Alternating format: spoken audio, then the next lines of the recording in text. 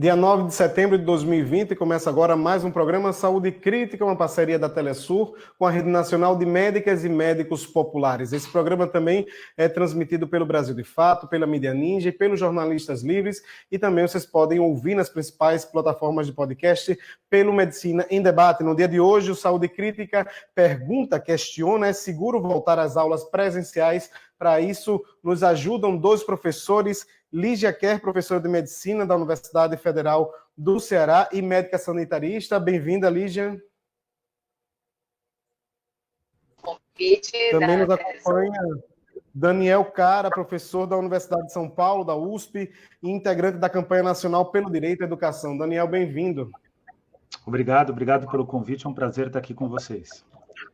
E antes de começar esse programa, conversar com esses nossos dois convidados, nós vamos exibir agora uma matéria que nos preparou a equipe da Telesur em São Paulo, Julia Nassif e Nath Lemos, sobre a temática de hoje. Vejamos. Segundo uma pesquisa do Instituto Ibope, 72% dos entrevistados só querem aula presencial quando tiver vacina para Covid-19. No Amazonas, laboratório da reabertura registraram 342 professores com Covid, 20 dias após o retorno das aulas. Em São Paulo, o segundo maior disseminador de Covid-19 do mundo, os números de contágio e óbito são altos, mas para justificar a flexibilização da quarentena, o governo utiliza como base o número de leitos disponíveis. Os parâmetros ignoram as recomendações da Organização Mundial da Saúde, que pede ter em conta para a flexibilização o declínio do número de mortes em pelo menos 50% da incidência em um período de 3 semanas após o pico, além da estrutura hospitalar, testagem em escala, rastreamento de contato com infectados e isolamento. Ao comércio ter reaberto, às empresas que nem fecharam, ao funcionamento da vida estar normal e os pais terem que trabalhar, muitos pais estão com dificuldades o que fazer com as crianças. Mas as escolas não são depósitos de crianças, eles não vão ser mandados para as escolas para a gente ficar tomando conta das crianças enquanto os pais estão nas suas atividades de trabalhadores. As escolas são lugar para se educar, é um lugar pedagógico, né? A questão é, vai dar para cumprir questões pedagógicas durante a pandemia, com esse tanto de protocolos sanitários, sendo que a escola, pela sua própria natureza, é um lugar de socialização? A pressão das escolas particulares é grande. Aquelas que não têm ensino fundamental ou médio perderam até 70% dos alunos. Porém, existe resistência sobre a reabertura entre funcionários, famílias e inclusive diretoras como essa. Não sou a favor desse retorno nesse momento. Embora as crianças já tenham sido, de uma certa maneira, as crianças já foram prejudicadas, principalmente as crianças da rede pública, né, que tem toda a questão de um distanciamento da escola e da afetividade toda que a escola traz. Além disso, toda a parte de cuidado, de alimentação e tudo. Não é diferente o cenário numa escola particular. Tem os pais que necessitam muito que as crianças voltem, mas como são de um segmento social favorecido, eles já se organizaram com a vida e as crianças dentro de casa. As escolas públicas devem assumir o êxodo das escolas particulares num contexto de sucessivos cortes no orçamento desde a PEC do teto de gastos. A gente tem estruturas inadequadas, a gente não tem ventilação adequada, a gente não tem banheiros suficientes para lavar a mão toda hora, sabe? Às vezes falta água na escola. As crianças mais novas apresentam uma carga viral maior do que jovens e adultos e são menos suscetíveis a apresentar quadros graves da doença. No trato respiratório de crianças mais novas, foi encontrada uma quantidade de 10 a 100 vezes maior de SARS-CoV-2 que em adultos. No Brasil, a gente tem uma lei chamada Estatuto da Criança e do Adolescente, em que fala que é responsabilidade de toda a sociedade cuidar das crianças e adolescentes, da família, dos governos, das instituições de apoio às famílias, enfim. Acho que é uma conversa muito maior, né, do que simplesmente responsabilizar as crianças por qualquer coisa que possa acontecer, né? Criança e adolescente gosta de afeto, gosta de estar junto, gosta de estar abraçado, né? ¿Cuál será o impacto da reabertura das escolas num país que desde maio mantém uma média semanal de quase 6.000 mortes por Covid-19? E nós vamos justamente perguntar, né, sobre esse questionamento central do nosso programa de hoje. É seguro voltar às aulas presenciais? Eu queria começar ouvindo você, Lígia, professora de medicina da Universidade Federal do Ceará, também médica sanitarista. É seguro, Lígia? Não é uma pergunta que a gente responde só sim ou não, né? Ela depende de uma série de indicadores e o mundo tem mostrado com suas experiências quais foram os países que tiveram experiências bem-sucedidas e aqueles que não tiveram. Então, voltando para o Brasil, nós temos, primeiro, que essas crianças elas não vivem isoladas, elas vêm de famílias, né? E famílias, elas estão em algum lugar. Tem um estudo da Fiocruz mostrando que nós temos 9 milhões de adultos acima de 18 anos de idade que têm algum fator de risco para a Covid. E esses adultos, esses 9 milhões, vivem com pelo menos uma criança entre 3 e 17 anos de idade.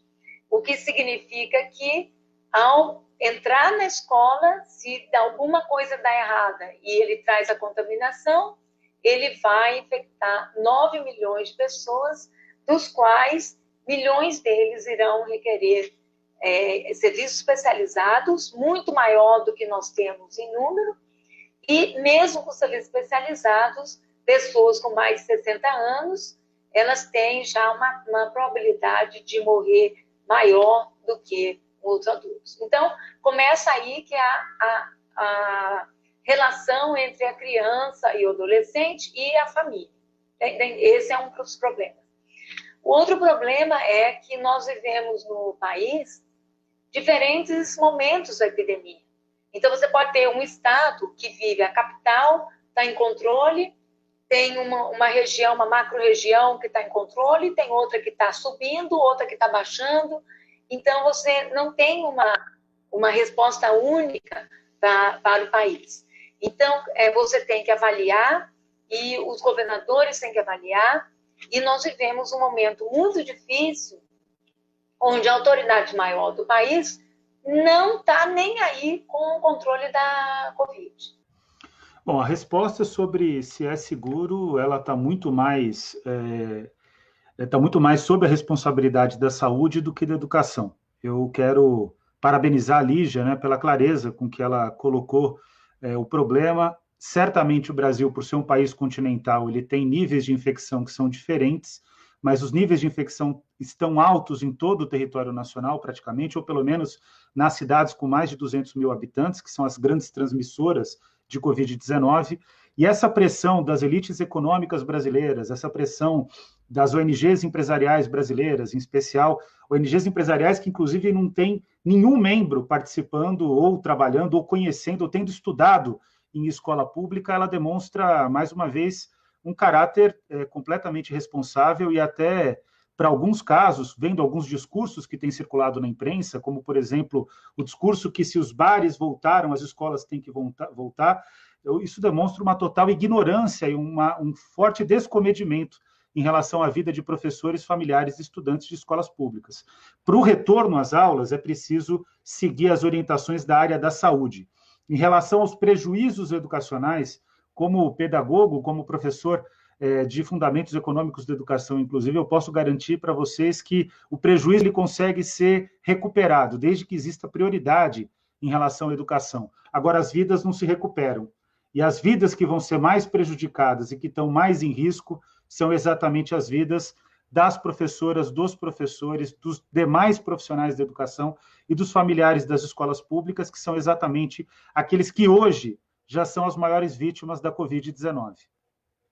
A Lígia já nos adiantava um pouco sobre essa questão dos exemplos, né, que a gente pode trazer, que eu acho que fica mais fácil também da gente entender a gravidade desse problema, mas também as soluções, as saídas frente a esse problemática, mas também a saída apontada pela ciência, pela saúde, em aliança direta justamente com o setor da educação, com todo esse grande setor da educação, de infraestrutura, porque é um setor muito mais amplo do que os próprios profissionais diretos da educação, mas envolve uma cadeia muito grande, Lígia.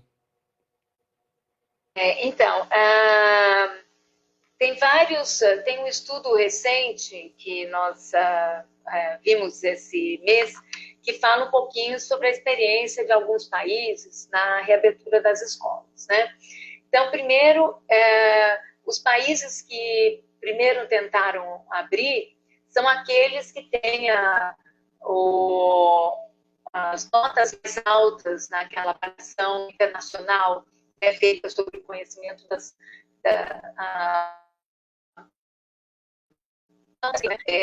nas escolas. Um trabalho, acho que o Daniel conhece bem isso, que avalia a educação no mundo todo, né? Então, os países que mais têm notas elevadas e que se preocupam muito com a educação, considerando a educação uma prioridade, então, eles tenderam a abrir as escolas até antes do comércio, o que é uma atitude, todos controlados, os que tiveram a experiência bem-sucedida, a epidemia estava absolutamente controlada e, mesmo assim, muitos tiveram pequenos surtos, tem que abrir, tem que fechar, tiveram professores, tiveram alunos, né? Mesmo esses países, por exemplo, a Alemanha, né? A Alemanha estava já numa fase descendente importante da epidemia, né? Mostrando uma curva sem casos novos, seguidos nas semanas seguintes, e eles abriram e cerca de 5% das escolas tiveram que ser fechadas, porque ocorreram casos entre alunos, ocorreram casos entre professores, né? E nessa questão dos casos com professores também, a maioria dos países bem-sucedidos tiveram a discussão, primeiro um projeto democrático onde houve uma socialização dessas ideias de como isso iria ocorrer. Então, por exemplo, professores da educação, eles puderam optar por continuar remotamente aqueles que eram de alto risco, né? Ou seja, acima de 60 anos, aqueles que têm, mesmo não são acima de 60 anos, mas tem alguma doença paralela, né? Hipertensão, ou diabetes, alguma coisa assim. E, então, esses puderam trabalhar remotamente, e alguns países deixaram que eles decidissem quando eles se sentiam seguros após a reabertura, ou seja, houve uma observação do processo e eles decidiram quando e se iriam voltar. Um exemplo de quem fez isso de uma maneira muito exemplar foi a Nova Zelândia, né? Esses países também com experiências bem-sucedidas, eles abriram a sua discussão com a sociedade, com os pais e com os sindicatos dos funcionários e professores das escolas. Eu queria falar com o Daniel sobre como ele avalia essas condições sanitárias, mas também estruturais das escolas, estruturais da educação, para esse retorno das aulas, né? Esse retorno presencial, esse retorno remoto. Como é que você avalia essa questão estrutural, sanitária e educacional para esse retorno? Então, olha, a gente acabou de aprovar no Congresso Nacional uma emenda à Constituição, a emenda à Constituição 108 de 2020, a primeira vitória da sociedade civil brasileira e da educação desde o governo Temer. Então, foi uma vitória muito comemorada, basicamente uma vitória da campanha nacional pelo direito à educação. E entre todos os mecanismos que nós aprovamos está o custo aluno-qualidade. Para vocês terem uma ideia, o custo aluno-qualidade determina que toda escola pública tem que ter água potável. 2 milhões de estudantes não têm acesso à água potável nas suas escolas. Tem que ter saneamento básico. Quase 70% das escolas públicas brasileiras têm saneamento básico. E esses dados, inclusive, a gente considera que não são muito confiáveis, né? A gente tem a impressão, segundo algumas pesquisas, de que o número é menor. Acesso à luz elétrica, e todas as escolas com biblioteca, laboratórios de ciência, laboratório de informática, e por aí vai. A questão dos banheiros, tem muitas escolas públicas no Brasil que sequer têm banheiro. Então, isso que a Lígia traz é, de fato, uma questão concreta, né? Os banheiros, em geral, não têm sabonete, não têm espelho, não tem, já não tem, porque nunca teve, distribuição de álcool em gel. Os profissionais da educação em muitos estados e municípios têm denunciado o fato de que os governos estão construindo protocolos de retorno às aulas, exigindo que cada profissional tenha a máscara, e no protocolo de São Paulo, vejam bem, né? Para quem, pelo visto, nunca pisou numa escola, né? Não é nem uma escola pública que escreve esse protocolo. Eles recomendam que os professores troquem 3 vezes a máscara dos alunos. Ou seja, os professores não vão conseguir lecionar, porque não dá para você ficar controlando se o aluno está usando a máscara número 1, 2 ou 3 do dia, que para muitos casos do que a gente tem analisado, porque esse protocolo está sendo reproduzido, para muitos casos de estados e municípios, o envio das máscaras é de obrigação das famílias. Quer dizer, a gente, de fato, está sofrendo uma pressão enorme para o retorno às aulas, que pode constituir uma enorme responsabilidade. E aí eu não entendo tão bem quanto a Lígia, mas me parece que o Brasil vai ingressar numa segunda onda de infecção sem ter concluído a primeira onda de infecção. Ou seja, a gente vai entrar numa bola de neve de infecção de Covid-19, muito provavelmente, se isso continuar acontecendo, superando os Estados Unidos. Só para dar um dado para vocês, hoje o Brasil tem 55 milhões de pessoas, de estudantes e profissionais de educação na educação básica pública e privada, 45 milhões na educação básica pública. O fato do Brasil não estar vivendo um cenário ainda pior de Covid-19 é porque a educação é a única área que está em plena quarentena. Curiosamente, isso não está sendo considerado no debate. Então, o retorno aligerado às aulas pode gerar um resultado catastrófico. Eu não tenho nem conhecimento, nem é a minha área de pesquisa, saber como se dá o processo de infecção por Covid-19. Mas, além da Lígia, eu participei recentemente de uma live com alguns professores universitários, infectologistas, o Miguel Licoleles, que está colaborando no caso do Nordeste, sobre um comitê científico para a prevenção à Covid-19, e todos eles são muito claros. Enquanto o Brasil não tiver controlada a Covid-19 em termos de transmissão, em termos de número de mortos, não dá para estimular o retorno às aulas. Porém, ONGs empresariais, especialmente uma ONG extremamente responsável, chamada Todos pela Educação, pressiona radicalmente. E hoje de manhã, na Câmara dos Deputados, vários parlamentares, inclusive de centro-esquerda e de esquerda, fazendo uma pressão para o retorno às aulas, porque estão sendo pressionados pelos seus eleitores. Falta o espírito do Oswaldo Cruz, né, em relação aos nossos tomadores de decisão. Falta o espírito científico, falta ouvir pessoas como a Lígia. Eu não posso dar resposta sobre quando é seguro voltar. O que eu posso dar resposta é que é seguro recuperar o tempo perdido, ou o tempo que não foi bem utilizado. Agora, o retorno em relação às aulas, o retorno às aulas presenciais e a decisão sobre o retorno às aulas, ela tem que ser determinada pela área da saúde, que eu entrego totalmente a minha confiança para a área da saúde, especialmente porque nós temos grandes pesquisadores no Brasil, grandes sanitaristas que, infelizmente, não estão sendo ouvidos em nenhum lugar do país, concretamente. Não são ouvidos nem pelo governo federal e quase por todos os governos estaduais e municipais que também não ouvem a área da saúde.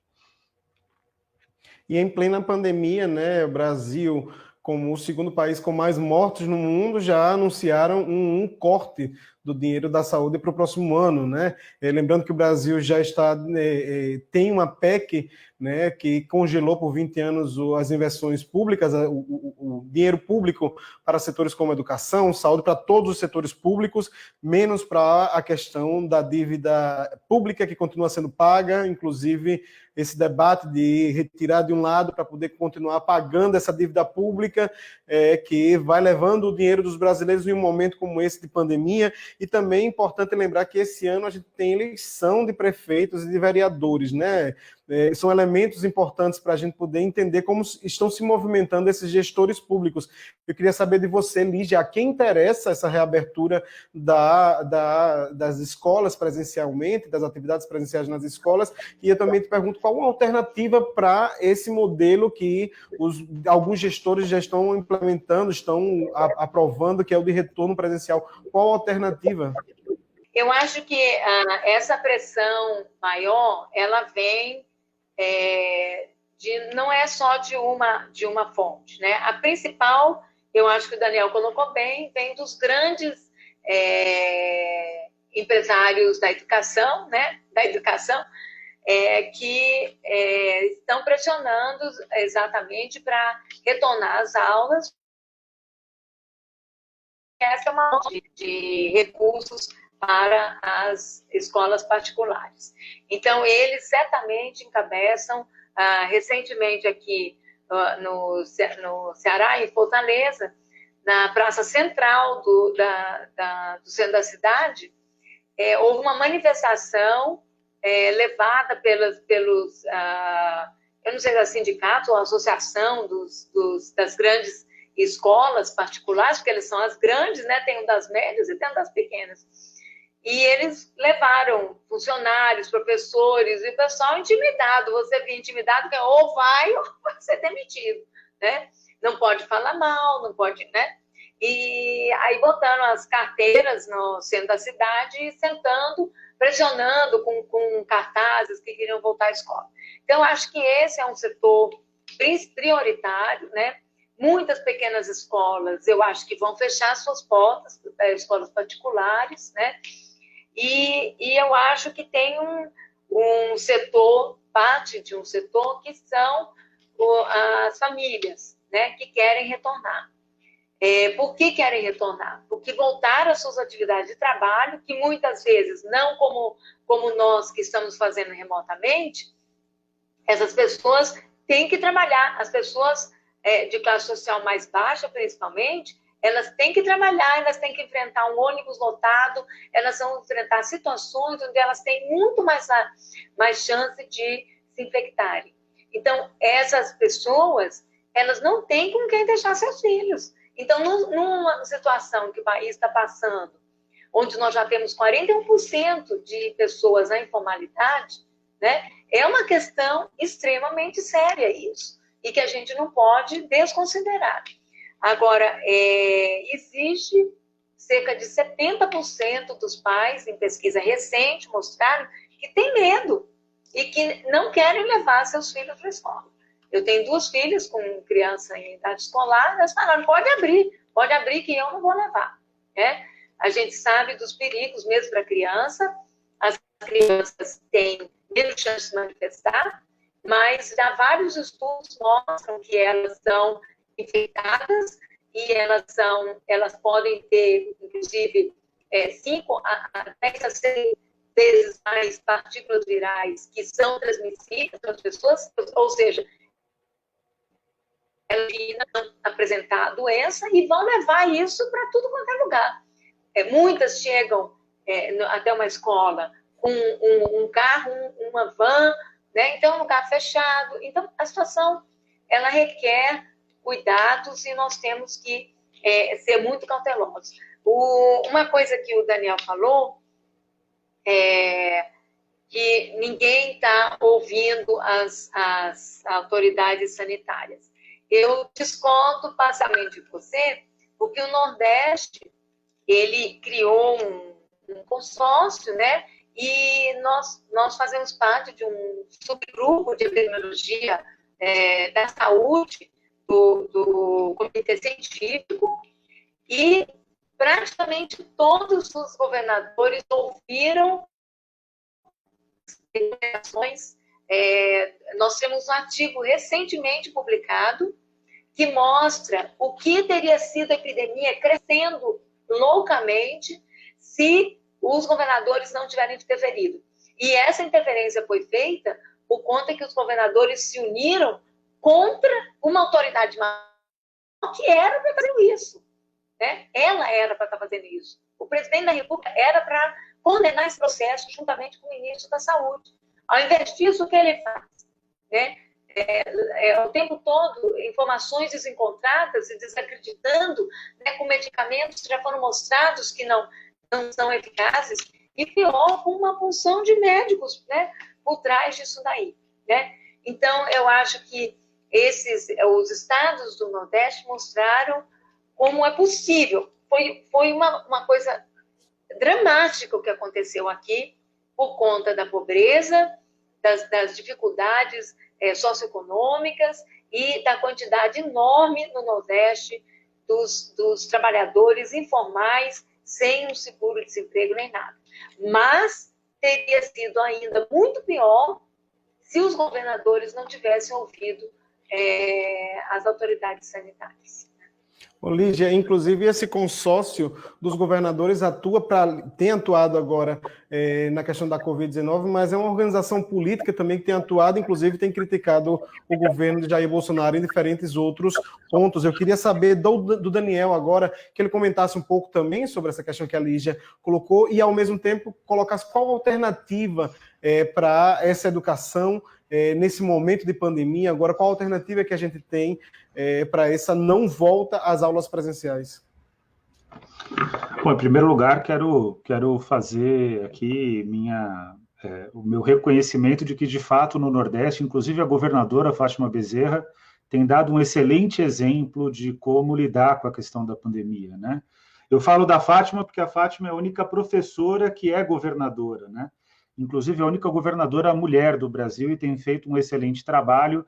E ela, com base nesse comitê científico citado pela Lígia, que de fato tem razão, né? O Nordeste está à frente do restante do país, ela tomou a decisão de que as aulas presenciais não voltam no Rio Grande do Norte até 2021. Então, ela toma essa decisão, que é uma decisão correta de uma mulher professora e corajosa, que precisa ser muito valorizada. Em relação à questão do não retorno às aulas, o Brasil teria condições de já ter garantido, por exemplo, uma unidade computacional por estudante e acesso à internet banda larga. Em 2016, eu fui convidado pela presidenta Dilma Rousseff e a conta na ponta do lápis para que todos os 40 milhões de estudantes de escolas públicas tivessem acesso a computadores e a banda larga era de 11 bilhões de reais. A gente vive num país que, com todas as crises arrecadatórias decorrentes da pandemia, ele deve ter um orçamento com possibilidade de investimento aí na ordem, só do governo federal, na ordem de 3 trilhões de reais. 5 trilhões de orçamento, 3 trilhões é o que seria possível, remanejando rubricas, considerando que a gente está numa situação de emergência, para o pagamento de questões emergenciais, como acesso à internet e computadores. Então, nesse sentido, eu quero dizer que desde março, nós, professores do ensino superior e da educação básica, nós nos dedicamos a planejar o retorno às aulas. Só que a gente tem clareza de que o retorno às aulas só pode ocorrer quando for seguro esse retorno. Seguro em termos da preservação da vida dos profissionais da educação, dos estudantes, dos familiares, e sempre lembrando, imagina 55 milhões de brasileiros circulando nas cidades, indo todos os dias para as escolas, voltando das escolas, tendo contato com os familiares. Só na educação básica, considerando os familiares, é um número de 130 milhões de pessoas que têm contato cotidiano com a educação básica no Brasil. Então, a gente tem que ter responsabilidade, tem que colocar a mão na consciência. Essa pressão ela é totalmente descabida, é uma pressão que não se preocupa com a vida, e as principais vítimas vão ser exatamente aqueles que já são as maiores vítimas da Covid-19.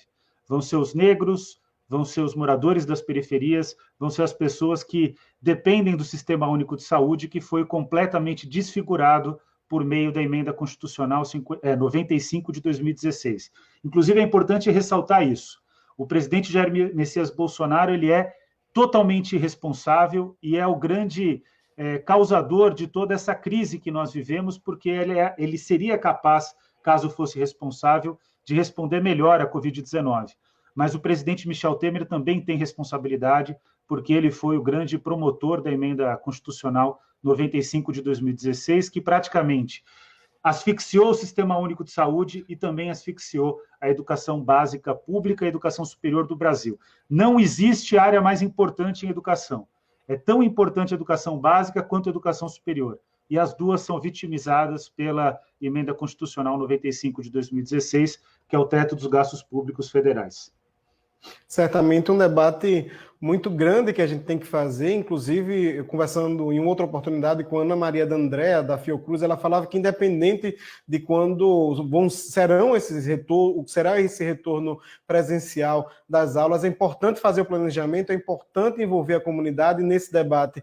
Um debate muito grande, mas que, infelizmente, nós estamos chegando aqui ao fim. Eu queria passar agora para a Lígia uma mensagem final, curtinha nesse momento, para a gente encerrar o Saúde Crítica. Eu acho que nós estamos numa situação, por exemplo, dar exemplo aqui do Ceará, né, as escolas pressionando para voltar e os bares pressionando para voltar. E por 2 vezes o governador adiou o retorno, né, tinha ficado de voltar essa semana. Ele está tentando fazer o rastreio, né, de fazer o teste, né, em massa nos professores, nos funcionários e algumas das crianças, né? Mas eu acho que tudo tem que ser feito com bastante responsabilidade. Eu acho que isso tem sido feito aqui. Nós não sabemos, por exemplo, o que vai acontecer daqui 15 dias com esse feriado longo, né? As pessoas saíram, parece assim, vamos comemorar que acabou a epidemia. A epidemia não acabou. Ninguém sabe, vários países europeus estão começando o que não se sabe ainda se é uma segunda onda, né? Nós não sabemos o que vai acontecer com os nossos estados. Tem estados profundamente afetados pela epidemia, no norte e nordeste principalmente, né? Onde 1/4 da população, Maranhão saiu o resultado agora, 40% da população teve a doença. Gente, pode imaginar o que é isso? Quase metade da população de um estado teve a Covid, né? E muitos deles morreram em casa, não deu tempo nem de chegar no hospital. Isso aconteceu no Ceará, aconteceu em todos os lugares. Principalmente, é o que o Daniel está falando, quem mais vai sofrer com o retorno, ou mesmo com ficar em casa, sem tomar uma providência, né? Como ele está falando. O que são esses custos, né? Diante de tantas isenções que o governo está dando, de multas, né, de pessoas que devem para o governo brasileiro e não estão sendo cobradas, né?